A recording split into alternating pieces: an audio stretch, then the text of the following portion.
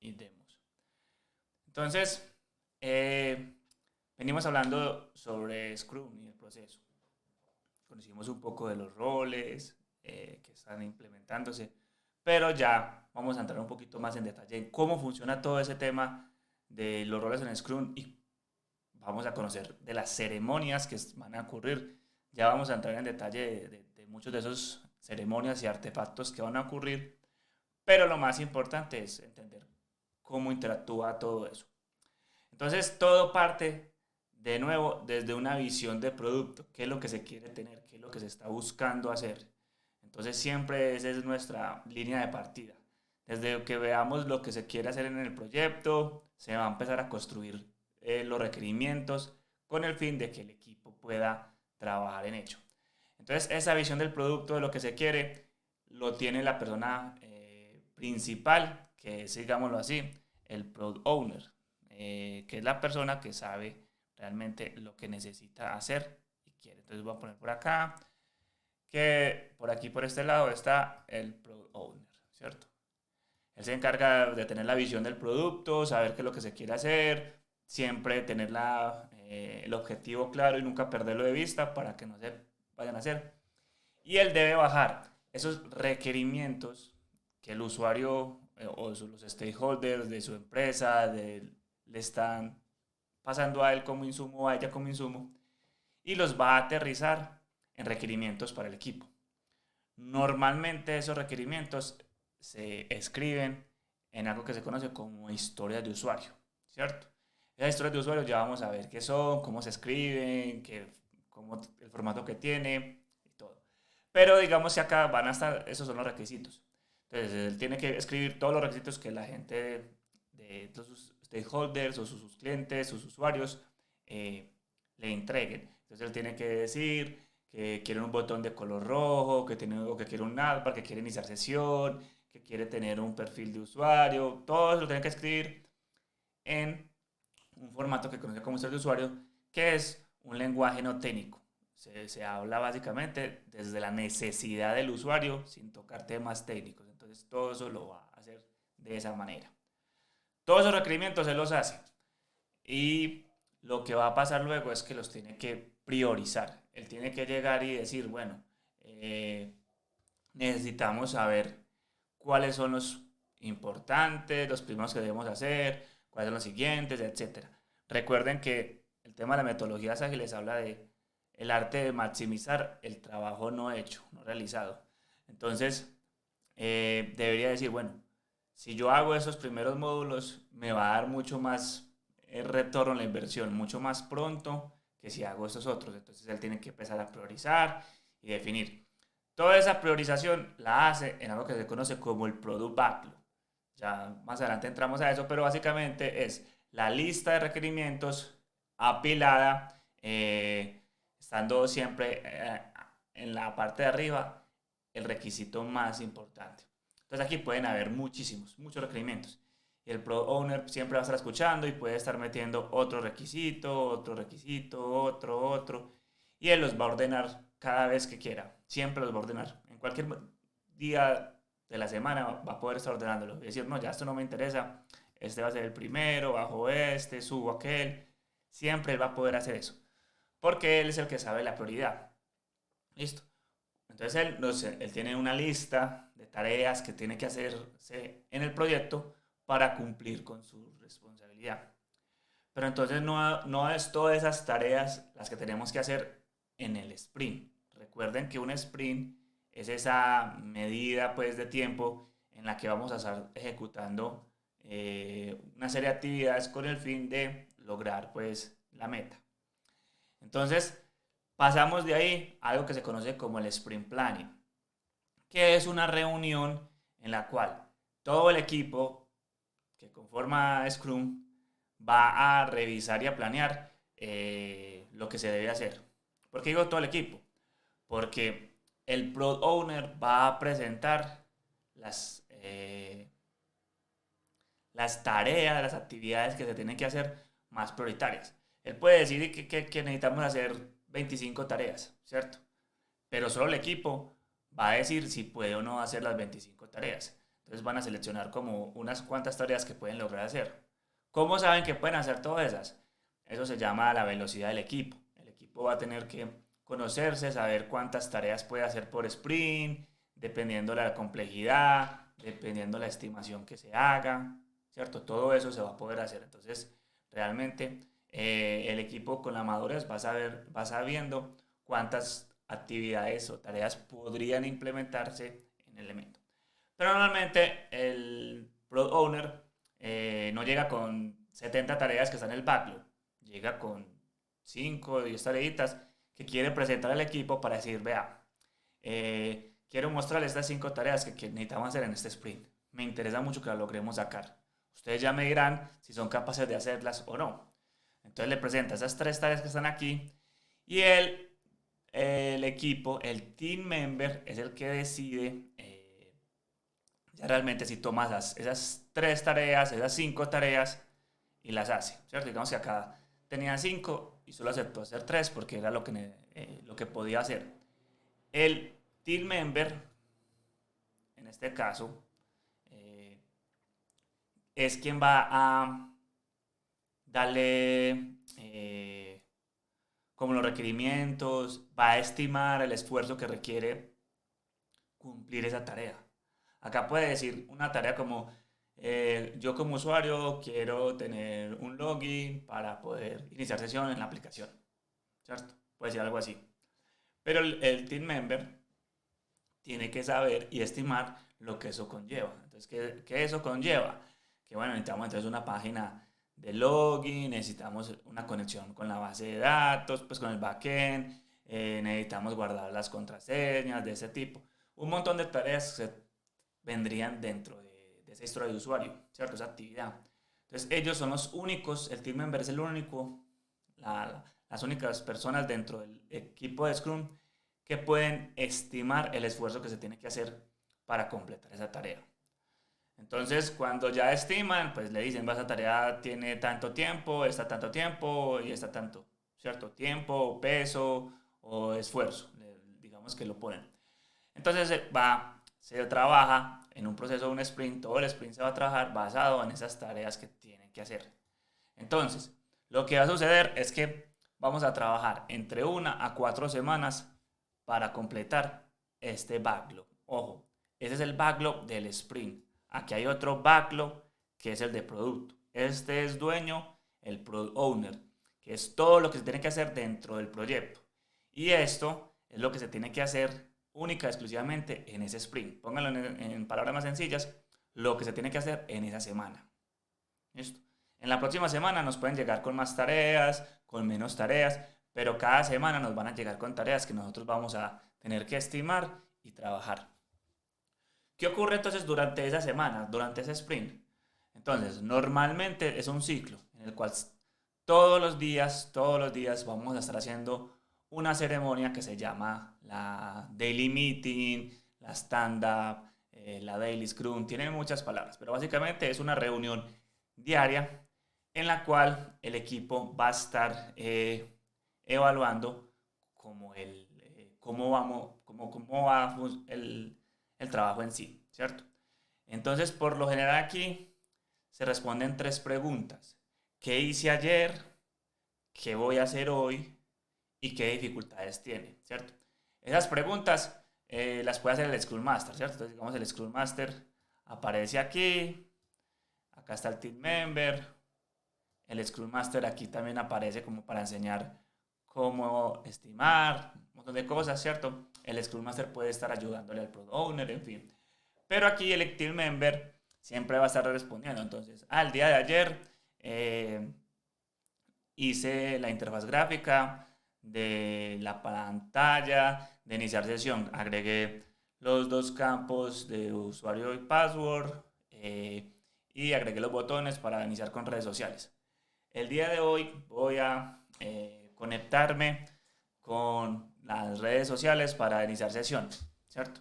Dificultades que tengo. Usted puede decir si tiene un bloqueo o no. Bloqueos. No tengo acceso a la cuenta de Facebook del usuario para poder crear una aplicación y poder conectarme y configurar los elementos, ¿cierto? Entonces ahí el Scrum Master va a buscarle al equipo, le va a resolver el problema que usted tiene. Y va a ir a pedir las credenciales, va a pedir que lo agreguen a usted a Facebook como desarrollador, etcétera.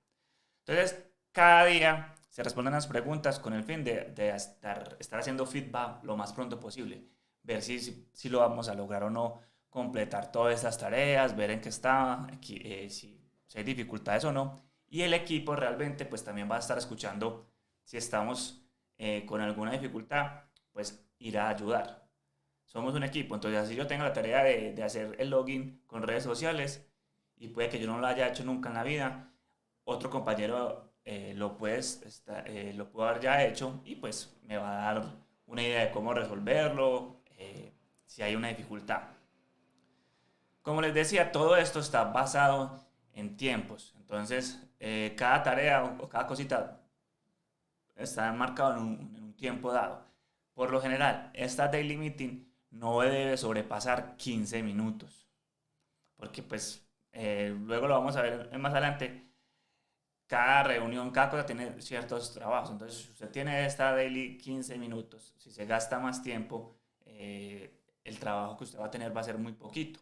Entonces, usted va a tener ciertos elementos que hacer y pues ya vamos a ver los tiempos de cada una cosa. Pero es para que lo entiendan. Entonces, mientras que ocurre eso día a día, lo que ustedes van a estar haciendo es software, construir software, construir software. Ahora sí, básicamente el team member entra en todo este ciclo, desarrollar, codificar, codificar, codificar, codificar, ocurre acá. Entonces, si lo vemos desde un punto de vista como hacia afuera, como si nos paráramos y miráramos todo este mapa, todo este Scrum es el proceso de administrar el proyecto. Cómo administrar el proyecto, cómo saber dónde vamos, cuánto nos falta por terminarlo, cómo resolver problemas para ver qué tanto nos falta para llegar, etcétera, ¿cierto? Pero realmente toda la codificación ocurre aquí. Entonces solo en este pedazo digamos que estamos haciendo código y todo lo demás es management, administración, administración y administración. Aquí ya entra todo el tema de hacer hardware. Cada semana o cada sprint, al finalizar cada sprint, nosotros tenemos que tener nuevas funcionalidades. A eso se le llama incremento. Entonces siempre tenemos que agregar incremento de valor al cliente, al producto. Entonces, al final de la semana, digamos que una de las tareas tiene que haber la conexión con redes sociales y con user y password a la página. Tiene que haber ese al final porque nos comprometimos a hacerlo. Y tiene que haber la página de, no sé, de home y tiene que haber otra cosa. Tiene que haber siempre incremento. Entonces, de nuevo, se le está entregando al product owner retorno a la inversión pronto. No va a tener que esperar 6 meses a que vea todo el proyecto, sino que desde el sprint 1 va a estar viendo realmente funcionalidad. Que puede o no llevar la producción, ya es decisión del product owner, pero lo puede ver y puede estar trabajando y dando retroalimentación de eso. Uno genera ese incremento, pero ¿cómo se lo muestra? Se lo va a mostrar en una reunión que se llama la Sprint Review. Básicamente es una demostración que en inglés, o pues casi que todo el mundo la habla como demo. Vamos a hacer el demo de lo que hicimos. Entonces vamos a mostrarle al Product Owner, acá va a estar el Team Member y va a estar también el Scrum Master poniendo cuidado y vamos a mostrar lo que hicimos. Entonces, vea, acá está la pantalla, tiene este botón y ese botón. Usted le da clic acá y se inicia con redes sociales, bla, bla, bla. Se le hace ese demo al Product Owner, pues para que vea que la funcionalidad está completa y él pueda revisar que lo que definió en las historias de usuario que se fue llevando hasta el Sprint Backlog cumple con la necesidad. Puede que no lo cumpla, puede que sí, pero por lo general tiene que cumplir pues eso. Si no lo cumple, posiblemente fue un error del product owner, no especificó los detalles bien como debían ser. No quedó claro. Y el team member no lo entendió y pues faltó una comunicación ahí. Entonces tenían que hablar entre ellos. Hey, esto es así, viene por este lado, etcétera. Posiblemente cuando dijeron redes sociales, solo decía redes sociales, el team member decidió que era Facebook y Google, ¿cierto? Pero para el Product Owner lo que le importaba era que las redes sociales eran LinkedIn y GitHub, por decir algo. pero no se especificó qué eran esas. Entonces, ahí hubo un problema desde el Product Owner que no lo especificó y también el Team Member tuvo un problema de que no preguntó cuáles son las redes sociales. Entonces, siempre vuelve los pilares que hablábamos de las metodologías ágiles. Se busca la interacción entre personas, entre individuos sobre procesos. Entonces, no es como que, vea, es que el proceso dice que esta es la tarea y yo tengo que hacerla. No. Vaya, interactúe con el Product Owner, evalúe si es esta tarea o no, etcétera. O hasta aquí en la misma planeación, en el sprint planning, uno va preguntando realmente cuáles son las redes sociales. Entonces ahí sí pudieron decir, es que las redes sociales son estas dos, LinkedIn y GitHub. Entonces, ok, se especifica que solo son esas y ya cuando hagamos el demo, el Product Owner va a quedar contento, va a quedar feliz porque realmente se hicieron las actividades que tenían que hacer. Después de esto, bueno, se hace el review, se hace una retrospectiva. Aquí es donde cobra mucho sentido el Scrum Master. Porque vamos a buscar reflexionar sobre lo que hicimos bien y no hicimos tan bien. Entonces, normalmente, vuelvo y repito, cuando un equipo ya tiene mucho dominio, pues sabe detectar los errores y lo sabe decir fácilmente y puede decirlo cómo mejorar. Mientras que un equipo muy novato le es difícil aceptar las fallas que tuvieron o darse cuenta de esas fallas. Entonces el Scrum Master sabe de muchas actividades o formas de aflorar esos problemas para que el equipo los diga. Entonces acá básicamente el Scrum Master es el líder de esa ceremonia, pero el Team Member es quien se expresa y en ocasiones invitan al Product Owner, ¿cierto? Todo va a depender de muchas cosas. Hay veces nos fue horriblemente mal y nosotros hacemos una retrospectiva, como digamos, interna, porque nos vamos a decir de todo. Vos no hiciste nada, vos la cagaste, no servís para nada, bla, bla, bla. Se tienen que decir un montón de cosas mal porque no hubo problemas. Que no tiene que ser así, pues porque Scrum dice, las metodologías ágiles hablan de la transparencia, pero realmente una cosa es lo que dice la teoría, otra la práctica. Entonces lo que sucede es que otras veces ya se hace la reunión con todo el equipo después de que pues, se calmó como esos problemas que hubieron. Y se hace una retrospectiva buscando unos accionables para mejorar. Como lo que yo hago con ustedes que les estoy diciendo, califíqueme cada sesión que tengamos. ¿Qué fue lo bueno? ¿Qué fue lo malo? Así para la siguiente, pues trato de mejorarla. Si no la pongo en la siguiente, pues más adelante voy a tratar de mejorar y mejorar. Entonces, esto mismo busca Scrum. Para mí, esta es una de las partes más fundamentales de Scrum. Siempre la mejora continua, buscar la mejora continua. Si yo no me detengo a revisar qué estoy haciendo mal, mirar cómo puedo corregirlo para la siguiente vez, todo el tiempo voy a estar haciendo los mismos errores, y siempre y siempre. Entonces va a llegar el punto en el que vuelvo al siguiente sprint. El Product Owner me va a presentar de nuevo otras actividades que queramos hacer, vamos a planear. Pero si todo lo que hicimos lo hicimos mal, volvemos a hacerlo igual de mal. Entonces siempre tenemos que estar pensando en cómo mejorar. Entonces por eso, aquí lo hacemos en una reflexión por cada sprint, pero aquí en esta lo estamos haciendo diario. ¿Cómo mejorar diario? Entonces, si yo estoy haciendo esto hoy y ya llevo 2 días haciéndolo, como que la tarea decía que era como casi para un día, algo está pasando. Hay que alzar la mano, hay que levantarla y decir, vea, estoy fallando en esto, tengo dificultades con eso, el bloqueante mío es tal razón, tal cosa. Entonces, de nuevo, corrijámoslo en ese mismo día a ver cómo podemos solventarlo para que en la siguiente reunión diaria, pues al otro día, pues veamos un avance y no nos quedamos ahí hasta el último día del sprint diciendo que no lo pude lograr porque nunca lo pude manifestar. Entonces, eso es lo que siempre busca Scrum. Entonces, normalmente, ese proceso que estamos viendo va a tener pues interacción entre todos. Todos pudiesen hablar en cualquier momento, interactuar, revisar, pero cada rol tiene, digamos, tareas muy específicas. Entonces, El Product Owner va a comenzar desde su visión a crear las historias de usuarios, ¿cierto? Entonces vamos a ver de nuevo como qué son las historias de usuarios y vamos a empezar pues como a desglosar de un poquito cada cosita que estábamos viendo ahí en el diagrama. Pregunta me hacen, vamos a ver. Hay un tamaño sugerido para el equipo, para que le logres, para que se logren las meetings en el tiempo sugerido. Lo hablamos ayer. Normalmente está entre 5 a 9 personas. Yo miro que por acá lo teníamos en algún punto. Acá. Esto. Entre 5 a 9 personas es el equipo ideal. Más de ahí, de 9 personas, va a generar dificultades. Menos de 5, pues no tiene mucho sentido hacer como esto. O sea, digamos que el proyecto es el que lo va a comprar, el que lo va a hacer y un PM. 3 personas. ¿Para qué hacer Scrum? Ahí casi que estamos hablando diario. Hay otra metodología que te podría hacer funcionar mejor en vez de Scrum, porque pues son 3 personas, ¿cierto? Por eso dicen que lo ideal es entre 5 a 9.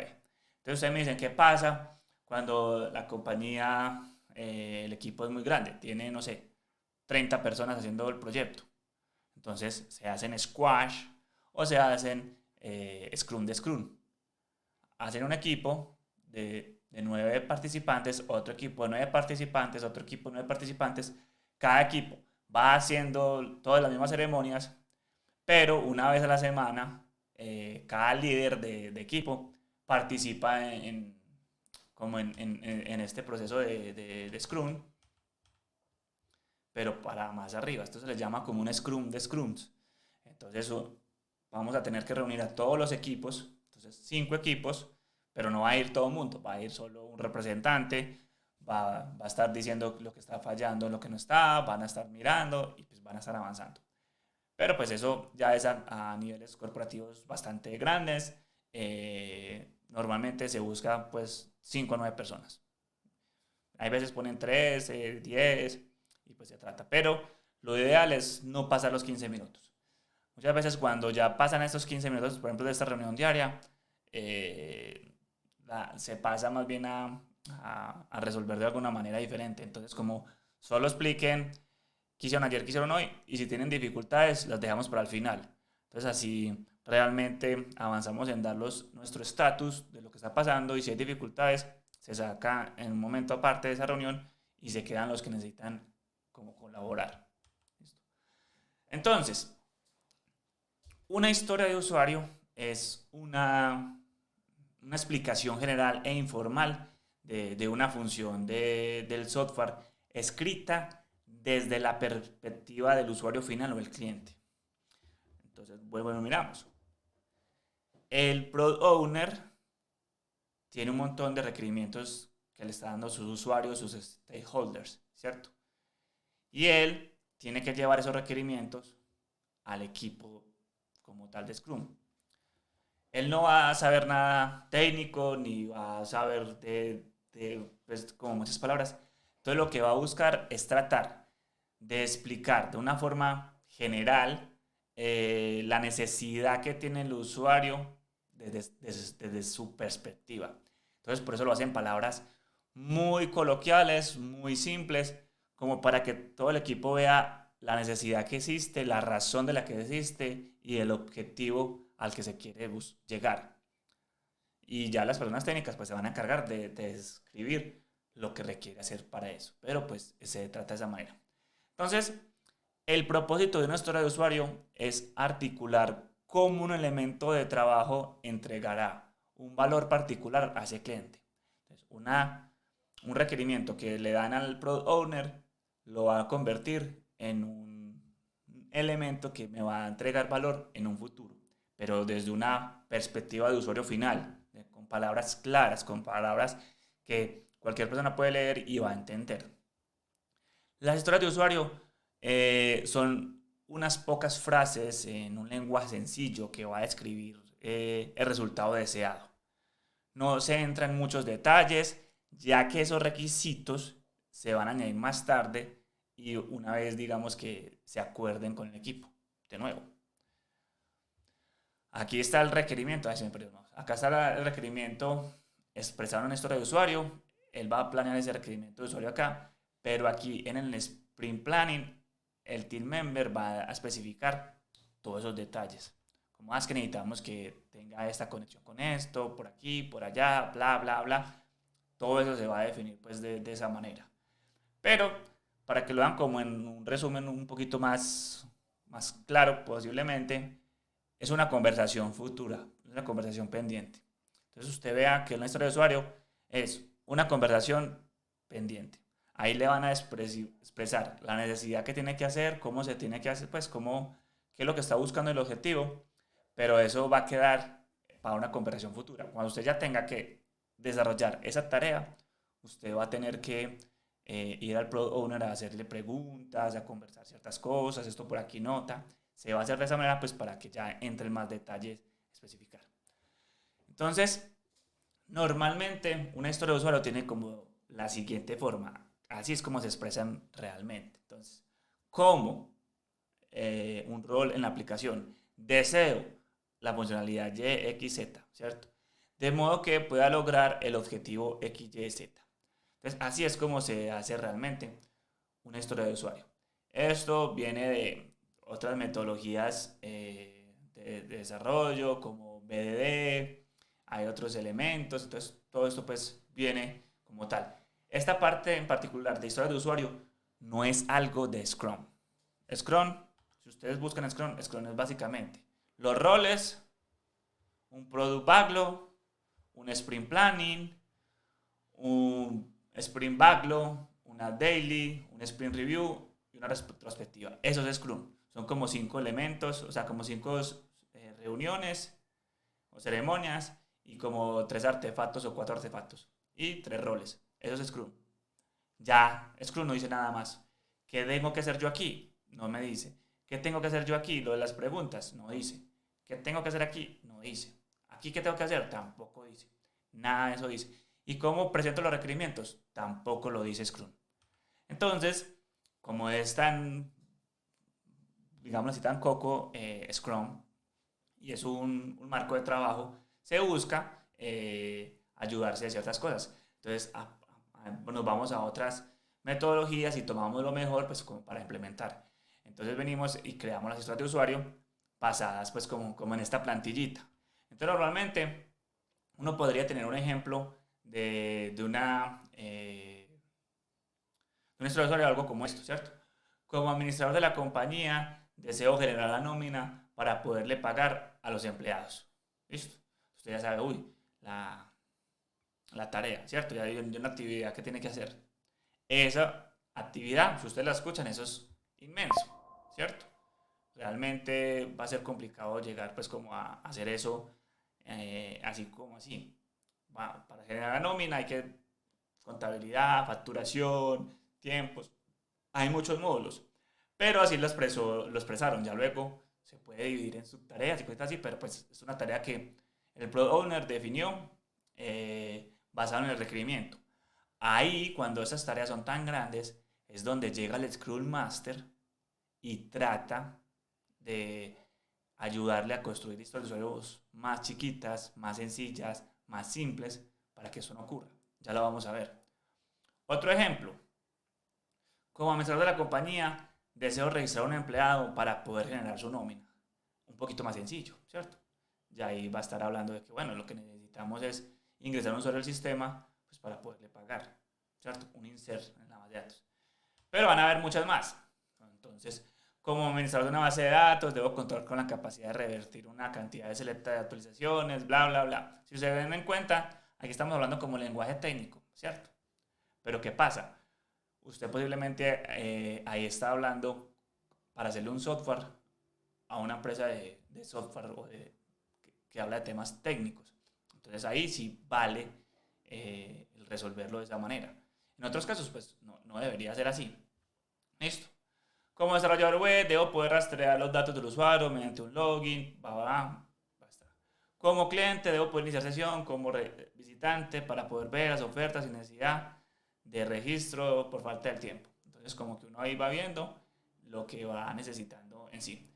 Entonces, les decía, Las historias de usuarios se vuelven, hay veces, muy grandes, muy raras, muy complicadas de hacer, tienen mucha información, entonces para definir una buena historia de usuario se utiliza algo que se llama embeds. Y resulta que por allá en el 2003 Bill Walk desarrolló un método que se llama embeds para asegurar la calidad en la escritura de una historia de usuario. El método en sí sirve para comprobar la calidad de una historia de usuario revisando que cumpla con una serie de características. ¿Cuáles? La I, ¿cierto? Que sea independiente, independent, listo. Entonces, es, digámoslo así, como ventajoso que cada historia de usuario pueda ser planificada e implementada en cualquier orden. Entonces, para ello, las historias de usuarios deberían ser totalmente independientes. Eso nos va a facilitar el trabajo posterior en el equipo. Y lo que hay que resaltar aquí es que las dependencias entre esas de usuarios pueden reducirse, digamos, combinándolas o dividiéndolas de manera diferente. Entonces, si mi historia de usuario no es independiente, la estoy haciendo mal. ¿Cómo así? Es que si volvemos al ejemplo que teníamos de generar la nómina, para generar la nómina necesitamos un montón de módulos. Ahí no está independiente, tengo que tener muchas cosas. Entonces, posiblemente tengo que dividirla en más chiquitas. Y de nuevo, tiene que ser independiente porque yo la puedo hacer en cualquier orden. Entonces, yo puedo hacerla primero por aquí o primero esta, trato de hacerla de alguna manera. Tiene que ser negociable, ¿cierto? Una historia de usuario en sí es una descripción corta de una necesidad que no va a incluir muchos detalles. Entonces las historias de usuarios deberían ser negociables, ya que digamos esos detalles van a ser acordados con el cliente o con el usuario en una fase de conversación. Entonces, por lo tanto, hay que evitar que esas historias de usuarios sean demasiado detalladas porque pues, va a limitar, digamos, esa conversación. Entonces, lo que yo les decía, necesitamos que esa historia de usuario se convierta en una conversación futura. Ahí está diciendo lo que usted quiere hacer, pero pues usted va a tener que ir a negociar. Vea, ¿cuáles son entonces las redes sociales que tiene que hacer para iniciar sesión? Esta o esta otra. ¿Ok? Listo. Vamos bien por ahí. Tiene que ser valiosa, ¿cierto? Pues esa es como la más clara. Si una historia de usuario no le genera valor al usuario al que se le va a construir, pues no debería existir esa historia de usuario. No debería hacerse. O sea, ¿para qué hacer eso? Entonces, por eso es que una manera de que hacer una historia sea valiosa es que la escriba el mismo product owner. Yo la podría hacer, pero yo qué voy a saber si realmente eso es lo que les es valioso para el producto. Entonces, quien hace las historias de usuario es el product owner porque realmente sabe lo que es valioso para él. Si él la está escribiendo y se da cuenta que eso no tiene valor, es que yo necesito que cuando le dé clic a este botón se prenda una llama en la parte derecha. Si él está escribiendo eso y como que eso no me genera valor, eso no hace nada. Entonces, ¿será que la borra y no la hace? Es por esa misma razón. Listo. Tienen que ser estimables. Entonces, una buena historia de usuario debe poder ser estimada con la precisión suficiente para ayudar al cliente, al usuario o al propietario del producto a priorizar y planificar esa implementación. Entonces, la estimación generalmente la va a realizar el equipo de trabajo y está directamente relacionada con el tamaño de la historia de ese usuario y con el conocimiento que el equipo tenga sobre lo que se va a construir. Entonces, una historia de gran tamaño va a ser más difícil de estimar. Y si un equipo no tiene la suficiente capacidad técnica para resolverlo, pues también va a ser muy difícil estimar. Entonces, por eso es que los equipos tienen que tener todas las disciplinas. Entonces, tienen que tener el de QA, el que diseña, el de las bases de datos, el de backend, el de frontend, porque la estimación tiene que ser basada como en el conocimiento de todos. Así, la tarea sea de backend, el backend va a estimar de una manera, pero el frontend otra, el del usuario otra. Entonces, tiene que hacerse de una forma que pues converse. Debe ser pequeña, ¿cierto? Entonces, las historias de usuarios deben englobar como mucho unas pocas semanas o personas de trabajo, como decir. Incluso hay equipos que restringen a estas historias de usuarios a que sean por días o por personas. Es decir, esa tarea, todas las tareas que nosotros vamos a hacer no pueden tomar más de 8 horas y las restringen, o no pueden hacer sino por una persona. Entonces, una descripción corta va a ayudar a disminuir el tamaño de una historia de usuario y va a ser, pues, facilitando, digamos, esa estimación como tal. Entonces, lo más pequeño posible. De nuevo, si nos volvemos a la primera historia de la nómina, eso es inmenso. Eso se tiene que dividir en muchos, tiene que ser negociable, tiene que ser pequeña. Y finalmente tiene que ser comprobable, pues, o testeable. Y es que el usuario, la historia del usuario debe ser capaz de ser probada. Una fase de confirmación, de pruebas después. Si el cliente o el usuario no sabe, digamos, cómo va a probar esa historia del usuario, pues básicamente significa que no está todo clara o no es lo suficientemente valiosa para el product owner o para el dueño del producto. Si el equipo realmente puede probar una historia de usuario, pues él va a decir, listo, la historia de usuario se cumplió con éxito. Entonces, cuando uno va a construir una historia de usuario, siempre tiene que pensar en digamos, en este método llamado embeds, que busca pues, que sea de esta forma. Entonces, hay, pues, no les tocó de pronto a ustedes, pero normalmente antes las metodologías ágiles buscaban que todo fuera muy análogo, evitar el tema de lo digital. Entonces, uno ponía las historias de usuarios en un papel, las pegaba en la pared, etcétera, etcétera, ¿cierto? Y entonces, normalmente, si tratamos de llevar lo que queremos tener en una historia de usuario, se vería de esta forma, ¿cierto? Tenemos la historia de usuario que cumple con las tres preguntas o las tres elementos. Como un desarrollador de software, como un dueño de producto, yo quiero tener la posibilidad de generar la nómina de una empresa. ¿Para qué?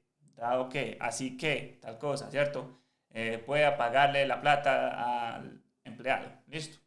Entonces ahí está. Vienen unos criterios de aceptación.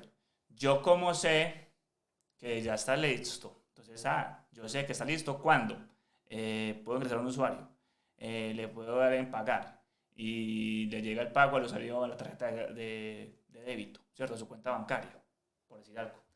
Aquí el usuario va a decir, digamos, a quién le corresponde esto, el equipo va a decir a este usuario quiénes interactúan. Entonces puede decir, vea, esto va desde el frontend y backend. Bueno, también necesita diseño, listo, también. O puede poner muchas más cosas. Pero pues, esta es una idea. Y se le va a poner un tamaño a esa historia. Entonces usted va a decir, vea, esto es 8, o esto es una M, o eso son 3 botellas de whisky, ¿cierto? Es una estimación. Las estimaciones se basan en algo que el equipo conozca.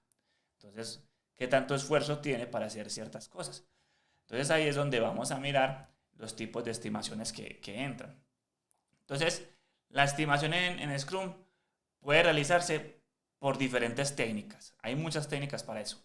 Todos los equipos de trabajo del mundo deben hacer una estimación, digamos, una estimación previa a comenzar con la tarea de un proyecto. Dentro de las metodologías ágiles, eso tampoco es diferente. Los equipos deben conocer y elegir las técnicas de estimación en Scrum que mejor se adapten a sus necesidades. Vuelvo y repito, usted va a estimar basando en lo que sabe. Si usted sabe hacer arroz, entonces todo el mundo va a estimar sabiendo cómo se hace el arroz. Que yo sé que el arroz se pone, digamos, 2 de agua por 1 de arroz y el tiempo normal de hacer un arroz es de media hora. Entonces todo el mundo tiene como esa referencia y puede estimar tareas basado en eso. O nosotros sabemos que tomarnos una botella de whisky nos toma 5 horas entre 3 personas, por poner un ejemplo. ¿Listo?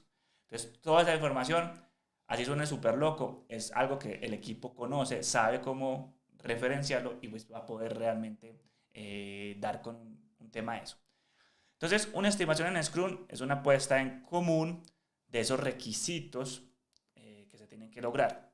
Ese product backlog que el usuario le entrega a uno, él le entrega una selección y nos está diciendo, vea, necesitamos hacer esto. Entonces, para definir todo eso en una suposición lo más exacto posible de lo que se puede lograr y en cuánto tiempo. Entonces, el equipo tiene que estimar para mirar en cuánto se va a terminar eso.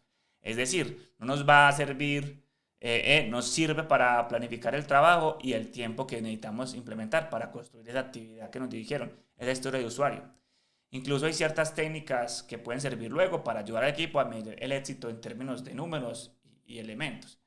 Entonces, si ven aquí, esto es como Fibonacci. Entonces, una tarea pues de 13, 8, 20, 40, ¿cierto? Hay como elementos. Pero hay como varias. Entonces, la más común es la de Planning Poker, la estimación pues, en cartas.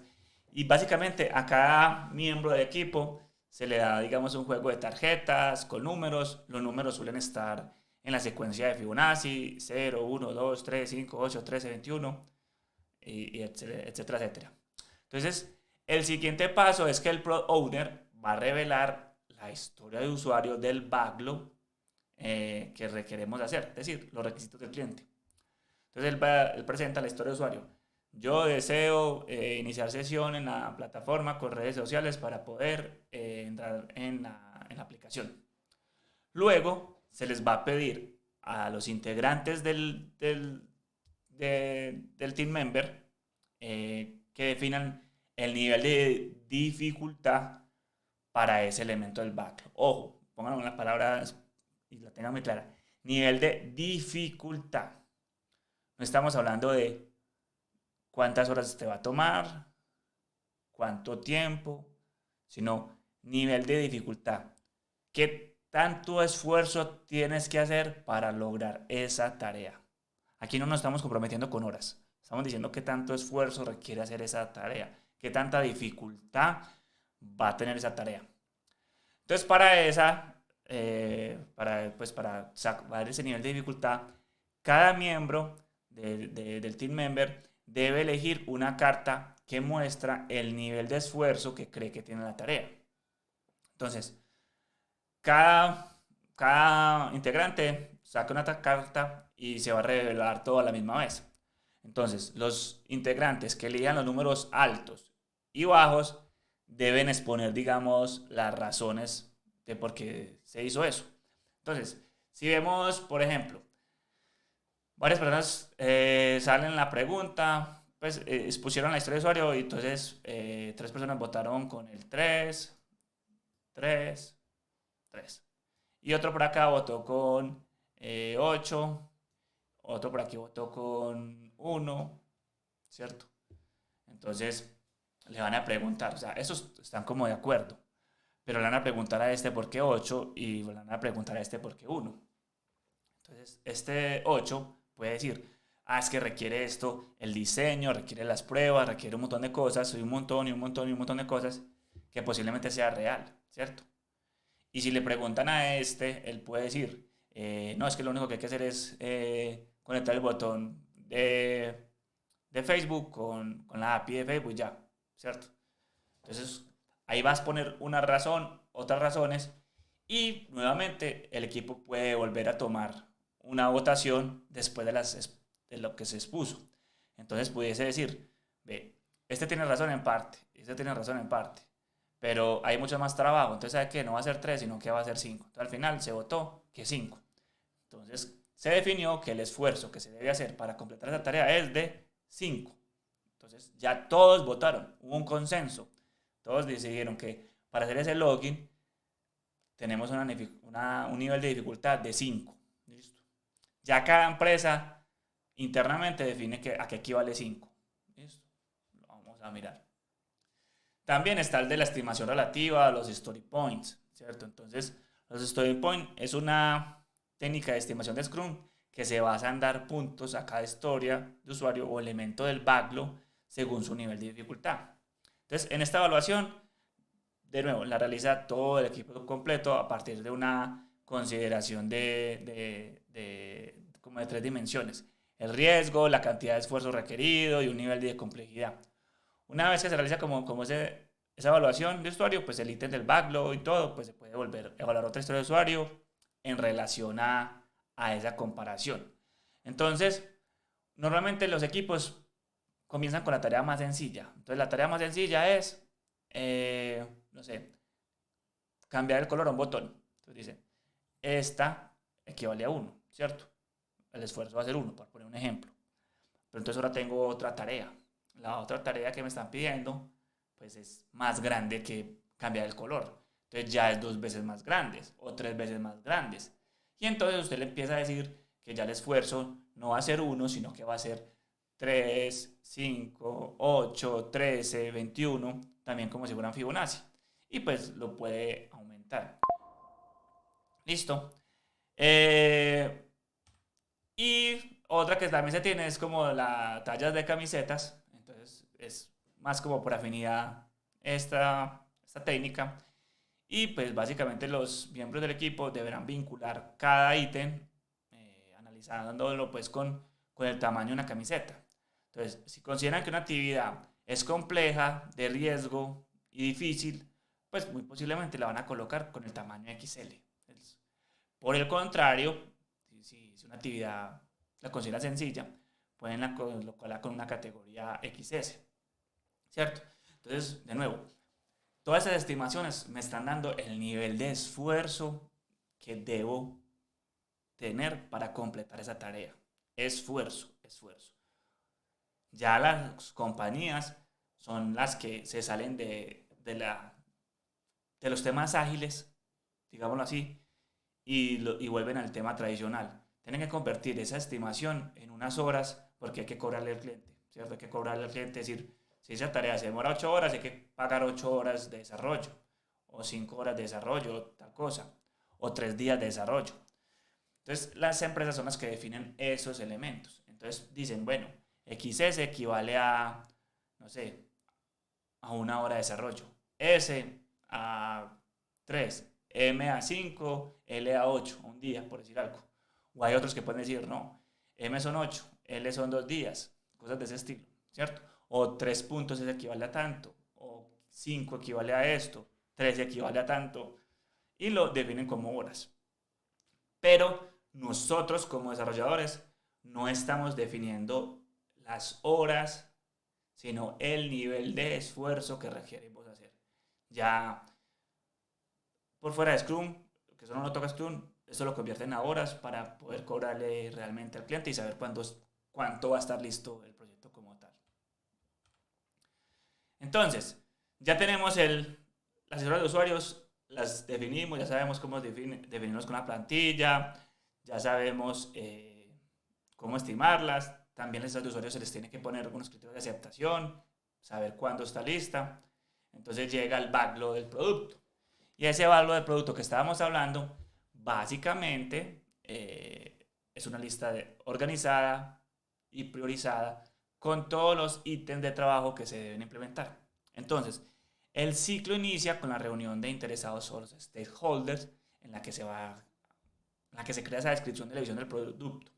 Luego el Product Owner va a crear la historia de usuarios y va a priorizar, digamos, esa lista y va a tener esos requerimientos priorizadas en forma de historia de usuario. Entonces, en el backlog, usted véalo acá como una pila y entonces va a estar metiendo elementos